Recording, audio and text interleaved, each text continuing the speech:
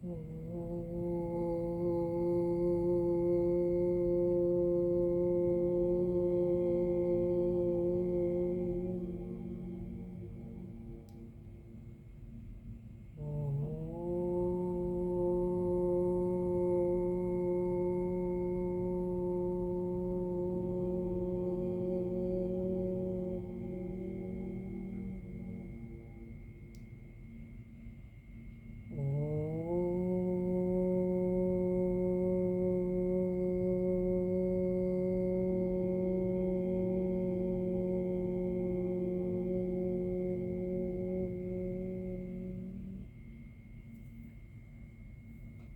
കൃഷ്ണ.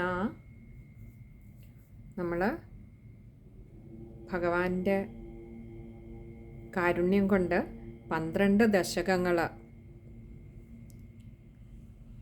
ഒന്ന് വായിച്ച് അതിൻ്റെ അർത്ഥത്തെ വിചാരം ചെയ്ത് ഭഗവാന്റെ പാതാരവിന്ദങ്ങളിൽ സമർപ്പിക്കാൻ കഴിഞ്ഞിരിക്കുകയാണ്. അതും ഭഗവാന്റെ ഒരു കാരുണ്യം, ഭഗവാന്റെ നിശ്ചയം. ഇന്നിപ്പോൾ നമ്മൾ 13ാമത്തെ ദശകം തുടങ്ങുകയാണ്. ഭഗവാനൊക്കെ വേണ്ട വിധത്തിൽ നടത്തി തരട്ടെ എന്ന് പ്രാർത്ഥിച്ചുകൊണ്ട് ഗുരുക്കന്മാരെയും മാതാപിതാക്കന്മാരുടെയും ഒക്കെ പാതാരവിന്ദങ്ങളിൽ നമസ്കാരം അർപ്പിച്ചുകൊണ്ട് 13ാമത്തെ ദശകത്തിലേക്ക് കടക്കുകയാണ്. നമുക്ക് ആദ്യത്തെ ശ്ലോകം നോക്കാം. ഇതിൻ്റെ 13ാമത്തെ ദശകത്തിൻ്റെ ട്യൂണ് സാന്ദ്രയാണ്. നമുക്ക് നോക്കാം.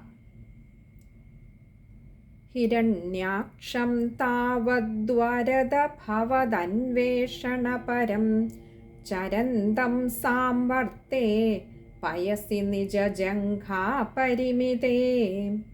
ഭവദ്ഭക്തോ ഗത്വാ കപടപടുധീർനാരദമുനി ശനൈരൂജേ നന്ദൻ ധനുജമപി നിന്ദം സ്തവബലം. ഇനി നമുക്ക് അതിലെ പദങ്ങളുടെ അർത്ഥം നോക്കാം. നമ്മൾ 12ാമത്തെ ദശകത്തിൽ ഭഗവാന് വരാഹരൂപം പൂണ്ടുകൊണ്ട് ഹിരണ്യാക്ഷൻ രസാതലത്തിൻ്റെ അടിത്തട്ടിൽ കൊണ്ടുപോയി ഒളിപ്പിച്ചു വച്ചിരുന്ന ഭൂമിദേവിയെ തൻ്റെ തേറ്റമേലെടുത്ത് ഉയർത്തിക്കൊണ്ടുവരുന്ന ഒരു രംഗം വരെയായിരുന്നു ശ്രീ മേൽപ്പത്തൂർ നാരായണ ഭട്ടതിരിപ്പാട് പറഞ്ഞു വെച്ചത്. ഇനി അതിൻ്റെ ബാക്കിയാണ്. അപ്പോൾ ഈ സമയം അത്രയും ഹിരണ്യാക്ഷൻ എന്ത് ചെയ്യുകയായിരുന്നു എന്നും തുടർന്ന് അവിടെ നടന്ന കാര്യങ്ങളും ഒക്കെയാണ് ഇനിയും പറയാനായിട്ട് പോകുന്നത്. അപ്പോൾ നമുക്ക് പദങ്ങളുടെ അർത്ഥം നോക്കാം. ഹിരണ്യാക്ഷം. ഹിരണ്യാക്ഷം എന്നാൽ ആ ഹിരണ്യാക്ഷനെ താവദ്വരത, താവത് വരദ, ഇങ്ങനെ 2 വാക്കുകൾ ചേരുന്നതാണ് താവദ്വരദ. താവത് എന്നാൽ അങ്ങയുടെ, വരദ, വരദ എന്നാൽ വരങ്ങൾ ദാനം ചെയ്യുന്നവനെ. ഇവിടെ ഗുരുവായൂരപ്പനെ ഭഗവാനെ വിശേഷിപ്പിച്ചതാണ് വരദ എന്നുള്ളത്.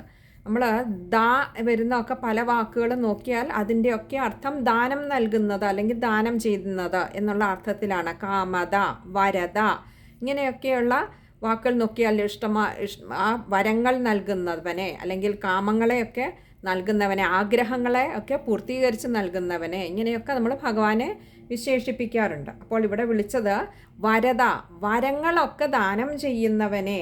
അങ്ങനെയുള്ള അങ്ങയുടെ ഭവദന്വേഷണപരം. ഇവിടെ അടുത്ത വീണ്ടും ഹിരണ്യാക്ഷൻ്റെ കാര്യമാണ് പറയുന്നത്.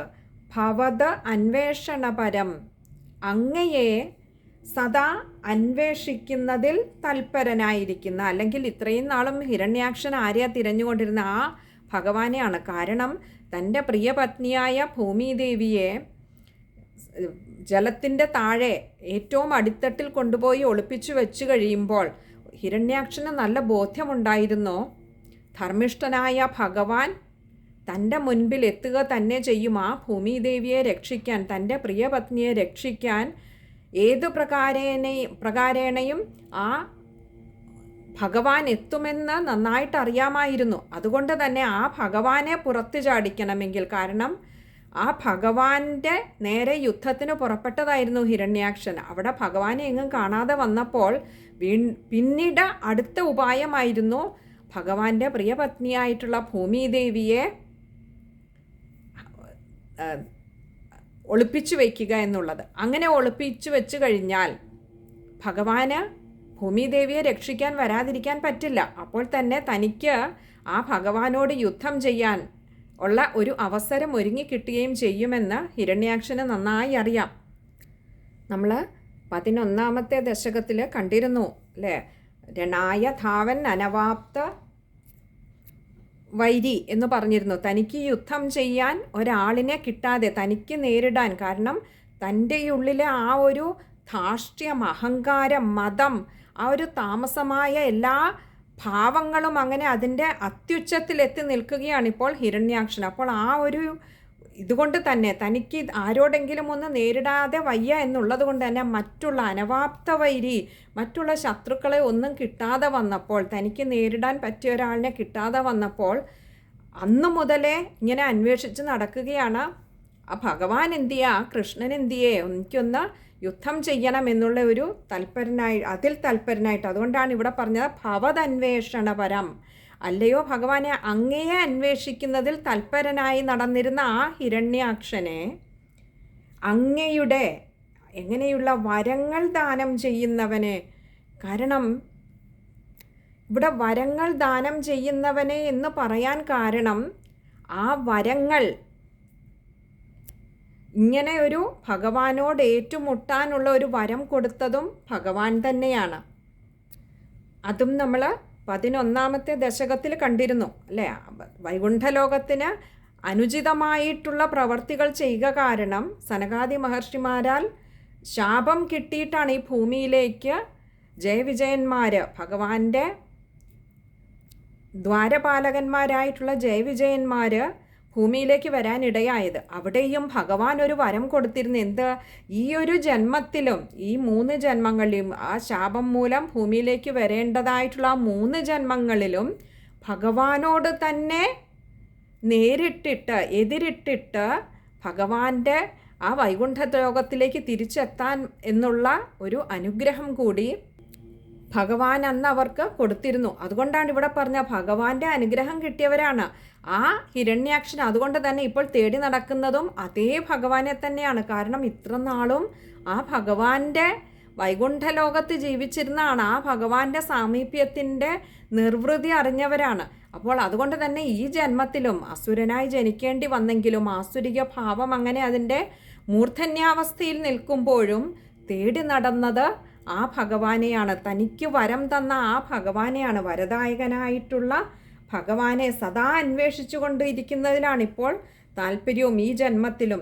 അങ്ങനെയുള്ള ചരന്തം എന്നാൽ സദാ സഞ്ചരിച്ചു കൊണ്ടിരിക്കുന്ന, നമ്മൾ നാരദ മഹർഷിയെക്കുറിച്ച് പറയാറുണ്ട്. പൊതുവെ ബ്രഹ്മജ്ഞാനികളായിട്ടുള്ള എല്ലാ ദേവർഷിമാരെക്കുറിച്ച് പറയാറുണ്ട് നമ്മുടെ ഗ്രന്ഥങ്ങളിൽ. അവരൊക്കെ ഗോദോഹനം മാത്രം, ഒരു പശുവിനെ കറക്കുന്ന അത്ര നേരം പോലും ഒരിടത്ത് സ്ഥിരമായി നിൽക്കുന്നവരല്ല, സദാ സഞ്ചരിച്ചു കൊണ്ടിരിക്കുന്നവരാണ്.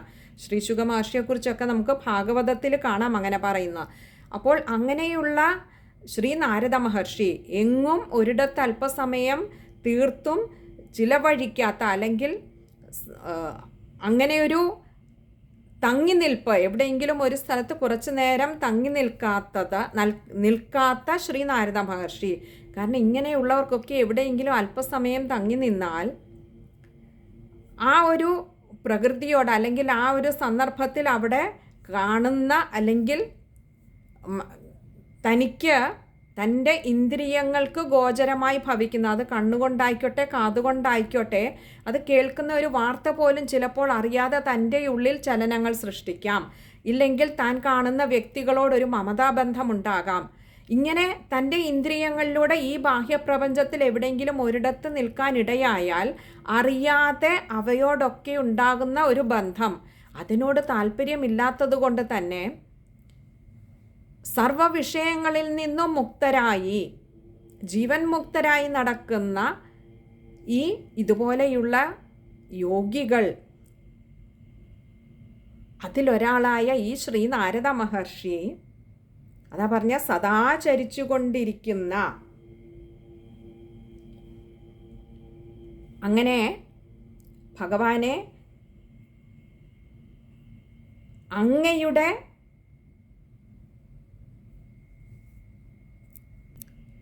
ചിന്തയിൽ തന്നെ സദാ മുഴുകി സദാ ചരിച്ചു കൊണ്ടിരിക്കുന്ന.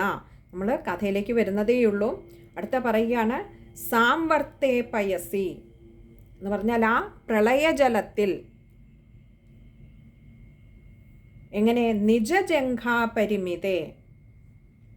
നിജ എന്നാൽ തൻ്റെ, ജംഘം കണങ്കാലുകൾ, തൻ്റെ കണങ്കാലോളം പരിമിതേ അത്രമാത്രമുള്ള, ആ പരിമിതി മാത്രമുള്ള ആ പ്രളയജലത്തിൽ ആരെ സദാ ഭഗവാനെ അന്വേഷിച്ചുകൊണ്ട് നടക്കുകയാണ്. ഇപ്പോൾ ആ പ്രളയജലത്തിലും ഭഗവാനെ അന്വേഷിച്ചുകൊണ്ട് നടക്കുകയാണ് ഹിരണ്യാക്ഷന്. ഇവിടെ പ്രളയജലം എന്ന് പറയുമ്പോൾ നമുക്കറിയാം ഭൂമിദേവിയെ ഉയർത്തിക്കൊണ്ട് വരുമ്പോൾ സ്വാഭാവികമായും ആ സമുദ്രത്തിലെ ജലം പുറത്തേക്ക് വമിക്കും.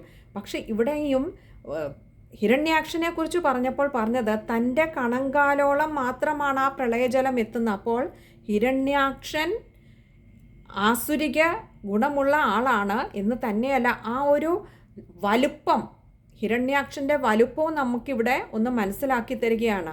തൻ്റെ കണങ്കാലോളം മാത്രമാണ് ആ പ്രളയജലം ഉണ്ടായിരുന്നത്. അങ്ങനെയുള്ള ആ പ്രളയജലത്തിലും ഹിരണ്യാക്ഷൻ തേടി നടക്കുന്നത് ആ ഭഗവാനെയാണ്. അങ്ങനെയുള്ള തിരഞ്ഞു നടന്നുകൊണ്ടിരിക്കെ ഭവത് ഭക്ത, അങ്ങയുടെ, ഭവത് എന്നാൽ അങ്ങയുടെ, ഭക്ത ഭക്തനായ, ഗത്വ, ഗത്വ എന്നാൽ ആ ഹിരണ്യാക്ഷൻ്റെ, ഗത്വ എന്നാൽ സമീപത്ത് ചെല്ലുക, അതിൻ്റെ അരികിലേക്ക് ചെല്ലുക. ഇവിടെ ഈ ഹിരണ്യാക്ഷൻ്റെ അരികിലേക്ക് ചെന്നു. ആര്? കപട പടുധീർ നാരദ മുനിശനൈരൂജേ. ഇവിടെ കപട പടുധീഹി നാരദ മുനിഹി ശനൈഹി ഊജേ, ഇങ്ങനെ 4 വാക്കുകൾ ചേരുന്നതാണ് കപട പടുധീർ നാരദ മുനിശനൈരൂജേ. കപട പടുധീഹി കാപട്യവും, അതേപോലെ തന്നെ പടു എന്നാൽ സാമർഥ്യവും, അതേപോലെ തന്നെ ധീ ബുദ്ധിശാലിയുമായിട്ടുള്ള ആര്? നാരദമുനി, ശ്രീ നാരദ മഹർഷി. അല്ലയോ ഭഗവാനെ, അങ്ങയുടെ ഭക്തനായിട്ടുള്ള ആ ഭക്തൻ്റെ വിശേഷണങ്ങളാണ് ഇപ്പോൾ പറഞ്ഞ അത്രയും. എന്താ? ആ ശ്രീ നാരദ മഹർഷി, അങ്ങയുടെ ഭക്തനായിട്ടുള്ള ശ്രീ നാരദ മഹർഷി ആകട്ടെ കാപട്യത്തിലും സാമർഥ്യത്തിലും ബുദ്ധിശക്തിയിലും വളരെ കേമനാണ്. അങ്ങനെയുള്ള ആ ശ്രീ നാരദ മഹർഷി ഈ ഭഗവാനെ അങ്ങയെ അന്വേഷിക്കുന്നതിൽ തൽപരനായി ആ പ്രളയജലത്തിൽ എങ്ങനെ തൻ്റെ കാൽമുട്ടോളം മാത്രം വരുന്ന ജലമുള്ള ആ പ്രളയജലത്തിലും ഭഗവാനെ അന്വേഷിച്ചുകൊണ്ട് നടക്കുന്ന ആ ഹിരണ്യാക്ഷൻ്റെ സമീപം ചെന്ന ശനൈഹി, ശനൈഹി എന്നാൽ മെല്ലെ, ഊജെ, ഊജെ എന്നാൽ പറഞ്ഞു. അപ്പോൾ ഇവിടെ ആ ഹിരണ്യാക്ഷൻ്റെ അടുത്ത് ചെന്ന് ശ്രീ നാരദ മഹർഷി ഇങ്ങനെ മെല്ലെ പറഞ്ഞു. എന്താ പറഞ്ഞത്? നന്ദൻ, നന്ദൻ എന്നാൽ അഭിനന്ദിക്കുക, വളരെ പ്രശംസിക്കുക, പ്രശംസിച്ചു. ആരെ? ധനുജമപി, ധനുജം എന്നാൽ അസുരന്, ധനുജമപി ആ അസുരനെ, ആ ഹിരണ്യാക്ഷനെ വളരെയധികം പ്രശംസിച്ചു. തന്നെയല്ല നിന്ദം സ്തവബലം, നിന്ദൻ തവ ബലം, ഇങ്ങനെ 3 വാക്കുകൾ ചേരുന്നതാണ് നിന്ദം സ്തവബലം. നിന്ദൻ എന്ന് പറഞ്ഞാൽ നിന്ദിച്ചുവല്ലോ. ആരെ? തവ അങ്ങയുടെ ബലം, ബലത്തെ. അപ്പോൾ ഇവിടെ പറയുകയാണ്, അല്ലയോ ഭഗവാനെ, സദാ അങ്ങയെ തിരയുന്നതിൽ തൽപരനായിരുന്ന ആ ഹിരണ്യാക്ഷനാകട്ടെ ഇപ്പോൾ ഇവിടെ തൻ്റെ കാൽമുട്ടോളം മാത്രം വരുന്ന പ്രളയജലത്തിലും അങ്ങയെ തന്നെ അന്വേഷിച്ചുകൊണ്ട് നടക്കുകയാണ്. അങ്ങനെയുള്ള ആ ഹിരണ്യാക്ഷൻ്റെ അടുത്തേക്കാണ് ശ്രീ നാരദ മഹർഷി എത്തുന്നത്. അല്ലയോ വരദായകനായിട്ടുള്ള ഭഗവാനെ, അങ്ങയുടെ ഭക്തനായിട്ടുള്ള ആ ശ്രീ നാരദ മഹർഷി കാപട്യത്തിലും സാമർഥ്യത്തിലും ബുദ്ധിശക്തിയിലും കേമനായിട്ടുള്ള ആ ശ്രീ നാരദ മഹർഷി ആ ഹിരണ്യാക്ഷൻ്റെ അടുത്ത് ചെന്ന് ഇങ്ങനെ മെല്ലെ പറഞ്ഞു. എന്താ? ആ ഹിരണ്യാക്ഷനെ നന്നായി അങ്ങോട്ട് സ്തുതിച്ചു, വാഴ്ത്തി, അഭിനന്ദിച്ചു, പ്രശംസിച്ചു. എന്നിട്ട് ഭഗവാനെ അങ്ങയുടെ ബലത്തെ വളരെ നിസ്സാരമാക്കിക്കൊണ്ട്, വളരെ നിന്ദിച്ചുകൊണ്ട് ശ്രീ നാരദ മഹർഷി സംസാരിച്ചുവല്ലോ. ഇത് ആ ആസുരിക ശക്തിയുടെ ഒരു ലക്ഷണവും കൂടിയാണ് ഇവിടെ നമുക്ക് കാണിച്ചു തരുന്നത്. എപ്പോഴും ആസുരിക ശക്തി കൂടുതലുള്ളവരിൽ, തമോ ഗുണം കൂടുതലുള്ളവരിൽ മറ്റുള്ളവയെയൊക്കെ നിന്ദിക്കുകയും തന്നെ സ്വയം ഉയർത്തി കാണുകയും ചെയ്യാനുള്ള ഒരു പ്രവണത കൂടുതലായിരിക്കും. താൻ മാത്രമാണ് കേമൻ, മറ്റുള്ളവയൊക്കെ വളരെ നിസ്സാരമാണ്, തന്നേക്കാൾ എത്രയോ തുച്ഛമാണ് എന്ന് പറയുന്നിടത്താണ് ആസുരിക ശക്തി കൂടുതലുള്ളവർക്ക് സന്തോഷമുണ്ടാകുന്നത്. ഇവിടെ അതിനു വേണ്ടിയിട്ടാണ് നാരദ മഹർഷി അങ്ങനെ വന്ന് പറഞ്ഞത്. തന്നെയല്ല, അപ്പോഴേക്കും അവരുടെ ഉള്ളിലെ ആ ഒരു ആസുരിക ഭാവം ഒന്നുകൂടി വർദ്ധിക്കുകയും ചെയ്യും. കാരണം തൻ്റെ ഉള്ളിൽ തോന്നുന്ന ഒരു അടക്കാനാവാത്ത ഒരു അഭിമാനബോധം, അതിലേറെ ഒരു അഹങ്കാര ഭാവം അവരുടെ ഉള്ളിൽ അങ്ങനെ നിറഞ്ഞു തുളുമ്പുന്ന നമുക്ക് കാണാം. ഇവിടെയും ആ ഒരു ഭാവത്തിലേക്ക്, ഹിരണ്യാക്ഷനിലെ ആസുരിക ഭാവത്തെ അതിൻ്റെ ഒരു ഉത്തുംഗത്തിലെത്തിക്കുകയാണ് ശ്രീ നാരദ മഹർഷിയുടെ ലക്ഷ്യം. ഭഗവാന്റെ അവതാരോദ്ദേശ്യം നടപ്പിലാക്കുന്നതിൽ നമുക്ക് പല അവതാരങ്ങളിലും നമുക്ക് കാണാം ശ്രീ നാരദ മഹർഷി വലിയൊരു പങ്ക് വഹിക്കുന്നുണ്ട്. ഇവിടെ ഇപ്പോൾ നമ്മൾ വരാഹാവതാരത്തിൽ ഹിരണ്യാക്ഷൻ്റെ അടുത്ത് വന്ന് ഇനിയും പറഞ്ഞ കാര്യങ്ങളൊക്കെ നമ്മൾ അടുത്ത ശ്ലോകങ്ങളിൽ കാണാം. അവിടെയൊക്കെ ശ്രീ നാരദ മഹർഷി വന്ന് ഭഗവാന്റെ ഉദ്ദേശ്യം എന്താണോ അത് നടപ്പിലാക്കാൻ വേണ്ട കളമൊരുക്കുന്ന ശ്രീ നാരദ മഹർഷി നമുക്ക് കാണാൻ കഴിയും. ഇവിടെ ഹിരണ്യാക്ഷനെ ശാരീരികമായി നമ്മൾ കണ്ടു, കായശക്തി കൊണ്ട് വളരെ ഉയർന്ന തലത്തിലാണ്. പൊതുവേ അസുരന്മാർക്കൊക്കെ കായശക്തി കൂടുതലാണ്. തന്നെയല്ല, തൻ്റെ കണങ്കാലോളം മാത്രമേ ഉള്ളൂ പ്രളയജലം എന്ന് പറയുമ്പോൾ തന്നെ ഹിരണ്യാക്ഷൻ്റെ വലിപ്പം നമുക്ക് ഊഹിക്കാവുന്നതാണ്, ശരീരത്തിൻ്റെ വലിപ്പം. അപ്പോൾ ഇവിടെ ശരീരത്തിൻ്റെ വലിപ്പം മാത്രമല്ല, ആ ആസുരിക ഭാവവും അതിൻ്റെ മൂർധന്യത്തിലെത്തേണ്ടതുണ്ട്. എങ്കിൽ മാത്രമേ ഭഗവാനെ മുന്നിൽ കണ്ട് നേരിടാനുള്ള ഒരു തലം ആവുകയുള്ളൂ. നമുക്കറിയാം, നമ്മുടെയൊക്കെ വീടുകളിൽ ചെറിയൊരു വിറക് കത്തിക്കുകയോ അല്ലെങ്കിൽ ചെറിയ രീതിയിലൊരു പേപ്പർ കത്തിക്കുകയോ എന്തെങ്കിലുമൊക്കെ ചെയ്താൽ നമ്മുടെ വീട്ടിൽ നമ്മൾ തന്നെ അത് ഊതിക്കെടുത്തും, അല്ലെങ്കിൽ വെള്ളമൊഴിച്ച് കെടുത്തും, അല്ലേ? എന്നാലോ വലിയൊരു തീപിടുത്തം ഉണ്ടായാൽ അത് ആ സാധാരണക്കാരായ ജനങ്ങളെ കൊണ്ട്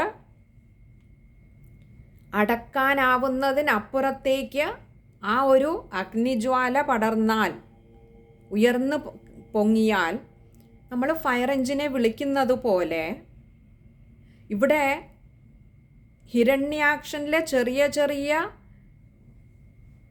ആസുരിക ഭാവമായിരുന്നുവെങ്കിൽ, ചെറിയൊരു ആസുരിക ഗുണമായിരുന്നുവെങ്കിൽ അതിനേക്കാൾ ആസുരിക ശക്തിയുള്ള ഒരാളിലൂടെ അത് ഒതുക്കി തീർക്കുവാൻ, ഇല്ലാതെയാക്കാൻ, ഒടുക്കുവാൻ കഴിയുന്നതായിരുന്നു. ഇവിടെ പക്ഷേ ഹിരണ്യാക്ഷനിലെ ആസുരിക ശക്തി നമ്മൾ കണ്ടിരുന്നു 11ാമത്തെ ദശകത്തിൽ പലരോടും ആ ഒരു തൻ്റെ ഉള്ളിലെ യുദ്ധക്കൊതി അങ്ങനെ പൂണ്ടിട്ട്, യുദ്ധക്കൊതിയുടെ അങ്ങനെ വെറിപ്പൂണ്ട് ഹിരണ്യാക്ഷൻ പലരെയും യുദ്ധത്തിനായി സമീപിക്കുന്നുണ്ട്. ആരും തന്നെയും എതിരിടാൻ തയ്യാറാവുന്നില്ല. കാരണം ഹിരണ്യാക്ഷനെ ഒതുക്കുക തങ്ങളാൽ സാധ്യമല്ല. ഹിരണ്യാക്ഷനാൽ തങ്ങൾക്ക് പരാജയമുണ്ടാകും, നാശമുണ്ടാകും എന്ന് അവർക്കൊക്കെ ഉറപ്പായിരുന്നു. അപ്പോൾ ഹിരണ്യാക്ഷനിലെ ആസുരിക ഭാവത്തിന്, അല്ലെങ്കിൽ ആ ഒരു അസുരനെ നിഗ്രഹിക്കണമെങ്കിൽ അതിന് ഭഗവാന് മാത്രമേ കഴിയുകയുള്ളൂ. ഭഗവാനോട് ഏറ്റുമുട്ടണമെങ്കിൽ ആവട്ടെ, ഭഗവാനോടുള്ള ആ ഒരു വിരോധഭാവം അതും മൂർധന്യത്തിലെത്തേണ്ടതുണ്ട്. അതിനു വേണ്ടിയിട്ടാണ് ഇവിടെ നാരദ മഹർഷി വന്നിട്ട് ഭഗവാനെ അങ്ങയുടെ ബലത്തെ വളരെ കുറച്ച് കാണിക്കുന്ന വിധത്തിൽ, നിന്ദിക്കുന്ന വിധത്തിൽ ആ ഹിരണ്യാക്ഷനോട് ശ്രീ നാരദ മഹർഷി അങ്ങനെ സംസാരിക്കുന്നത്. തന്നെയല്ല, ഹിരണ്യാക്ഷൻ്റെ കേമത്വത്തെ, തൻ്റെ കഴിവിനെ വളരെയേറെ പൊക്കിപ്പറയുകയും ചെയ്തു ശ്രീ നാരദ മഹർഷി. ഇതൊക്കെ അല്ലയോ ഭഗവാനെ അങ്ങയുടെ തന്നെ നിശ്ചയമാണ്. സമയമെടുക്കുമ്പോൾ, നാശത്തിലേക്ക് എത്തുമ്പോൾ ആ അഹങ്കാരം അതിൻ്റെ പരമാവധി തലത്തിലേക്ക് എത്തേണ്ടതുണ്ട് എന്ന് എല്ലാം അറിയുന്ന ഭഗവാനെ അങ്ങേക്ക് നന്നായിട്ടറിയാം. നമ്മൾ ഹരിനാമകീർത്തനത്തിൽ പറയുന്ന പോലെ തള്ളിപ്പുറപ്പെടും അഹംബുദ്ധി കൊണ്ടു ബത കൊല്ലുന്നു നീ ചിലരെ നാരായണായ നമ. അവിടുന്ന് ആ അഹംബുദ്ധിയെ അങ്ങോട്ട് തള്ളിപ്പുറപ്പെടുകയാണ്. ഉള്ളിൽ നിന്ന് പുറത്തേക്ക് തിളച്ചു മറിഞ്ഞൊഴുകുന്ന സമയത്ത് നീ എപ്രകാരമാണോ ഒരു പാത്രത്തിലെ തിളയ്ക്കുന്ന ജലം തിളച്ചു പൊങ്ങി പുറത്തേക്ക് വീഴുമ്പോൾ ആ തിളയ്ക്കാൻ അതിന് പ്രേരകമായി വർത്തിക്കുന്ന അഗ്നിയെ കെടുത്തിക്കളയുന്ന ഇതേപോലെ ഭഗവാനെ, ആ ഹിരണ്യാക്ഷനെ തൻ്റെ ഉള്ളിലെ അഹങ്കാരത്തിൻ്റെ തിളച്ചുമറിയൽ കൊണ്ട് തന്നെ നീ തീർത്ത് കളയാൻ ഭഗവാനെ അവിടുന്ന് ഒരുക്കിയ ഒരു നാടകമായിരുന്നു ഇതൊക്കെ. ശ്രീ നാരദ മഹർഷിയെ കൊണ്ട് ഇങ്ങനെയൊക്കെ പറയിപ്പിച്ചത്. ഇത് നമുക്ക് ഇനിയും വരുന്ന ശ്ലോകങ്ങളിൽ നമുക്കത് ബോധ്യമാകും. എന്തൊക്കെയാണ് ശ്രീ നാരദ മഹർഷി പറഞ്ഞത്, എങ്ങനെയാണ് ഭഗവാൻ തൻ്റെ ഈ ലീലകളൊക്കെ ആടുന്നത്, എത്ര മനോഹരമായിട്ടാണ് ഭഗവാനെ അവിടുത്തെ നിശ്ചയങ്ങളൊക്കെ നടപ്പിലാക്കുന്നതെന്ന് ഇനിയുള്ള ശ്ലോകങ്ങളിൽ നമുക്ക് കാണാം. അപ്പോൾ നമുക്കിനി ആ ശ്ലോകം ഒന്നുകൂടി ഒന്ന് നോക്കാം. ഹിരണ്യാക്ഷം താവദ്വരദ ഭവദന്വേഷണപരം ചരന്തം സാംവർത്തേ പയസി നിജജംഘാ പരിമിതേ ഭവദ്ഭക്തോ ഗത്വാ കപടപടുധീർനാരദമുനിശനൈരൂചേ നന്ദൻ ധനുജമപി നിന്ദം സ്തവബലം. ഇനി നമ്മൾ ആ ശ്ലോകം വായിക്കുമ്പോൾ ശ്രദ്ധിക്കേണ്ട കാര്യങ്ങൾ, താവദ്വരത അവിടെ കഴിയുന്നതും അത് ചേർത്ത് തന്നെ വായിക്കുക. അങ്ങനെ വരുമ്പോൾ ആ ഒരു വരി മുഴുവനും തന്നെ ചേർത്ത് വായിക്കേണ്ടി വരും. ഇനി അതല്ല, അത് ചേർത്ത് വായിക്കാൻ പറ്റാത്തവർക്ക് താവത് എന്നെടുത്തുകൊണ്ട് വരദ ഭവദന്വേഷണപരം അങ്ങനെ എടുക്കാം. അടുത്തത് അവിടെയും ഭവദന്വേഷണപരമാണ്. അതുകൊണ്ട് ദായ്ക്ക് അകാരം കൊടുത്ത് വായിക്കുക. അടുത്തത്